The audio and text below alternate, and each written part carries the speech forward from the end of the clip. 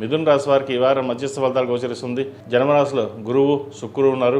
పంచమ వ్యయాధిపతి అయిన శుక్రుడు జన్మరాశిలో ఉన్నారు, అంత బలంగా లేదు. అదేవిధంగా తృతీయంలో కేతు ఉన్నారు. ప్రభుత్వం సంబంధించిన విషయ వ్యవహారాలు చేతి దాకా వచ్చి చేజారిపోయే అవకాశం గోచరిస్తుంది. ప్రతిరోజు దక్షిణామూర్తి స్తోత్రాన్ని గురువుకి జపం చేయించండి, మంచి ఫలితాలు సంప్రాప్తిస్తాయి.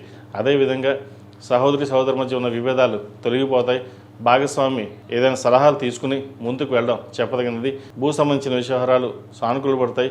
ముఖ్యంగా సంతానం సంబంధించిన విషయవహారాలు సానుకూలంగా ఉండి సంతానంలో జ్యేష్ఠ కుమారుకి మంచి ఉద్యోగం రావడం, అదేవిధంగా మంచి సంబంధం కుదరడం కూడా జరిగే అవకాశం గోచరిస్తోంది. అదేవిధంగా దశమ స్థానంలో శని బలంగా ఉన్నారు. వీరికి వృత్తిపరంగా ఎన్ని చికాకులు ఉన్నాయో అవి అడ్డంకులు తొలగిపోయి బయటికి రావడానికి ఎంత ప్రయత్నాలు మీరు చేస్తారో అన్ని ప్రయత్నాలు చేయండి.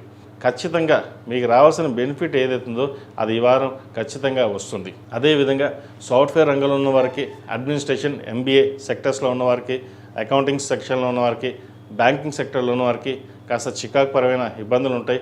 ఎవరు ఎన్ని ఇబ్బందులు పెట్టినా సరే మీ స్థానాన్ని పదిలంగా ఉంచుకోవడం కోసం మీ ఎప్పుడో చేసిన కష్టానికి ఆ ఫలితం అనుకోవచ్చు. దాని ద్వారా పై అధికారుల మన్నల్ని పొందగలుగుతారు. కాస్త బద్ధకం కూడా ఉంటుంది. వాటిని పక్కన పెట్టుకుని పని మీద ఎక్కువ ధ్యాస పెట్టి ప్రతి కార్యక్రమాన్ని, ప్రతి విషయాన్ని క్షుణ్ణంగా పరిశీలించుకుని అన్ని విషయాలు అందరితో చర్చించకుండా గోప్యంగా ఉంచుకోవడం చెప్పదగినది.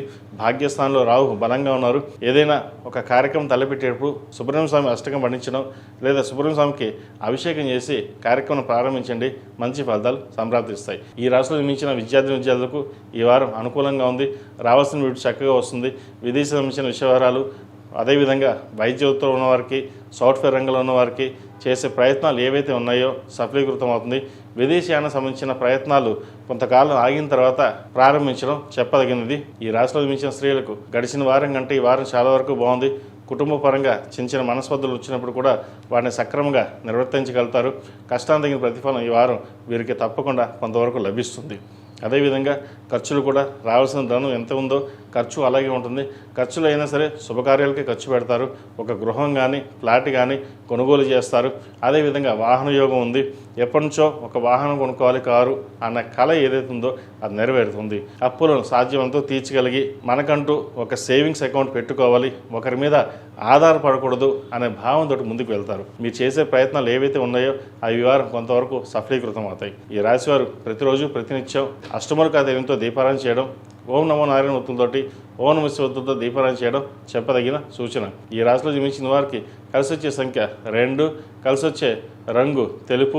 ఏదైనా పని మీద బయటికి శుక్రవారం కానీ శనివారం కానీ వెళ్ళండి, మంచి ఫలితాలు సంప్రాప్తిస్తాయి.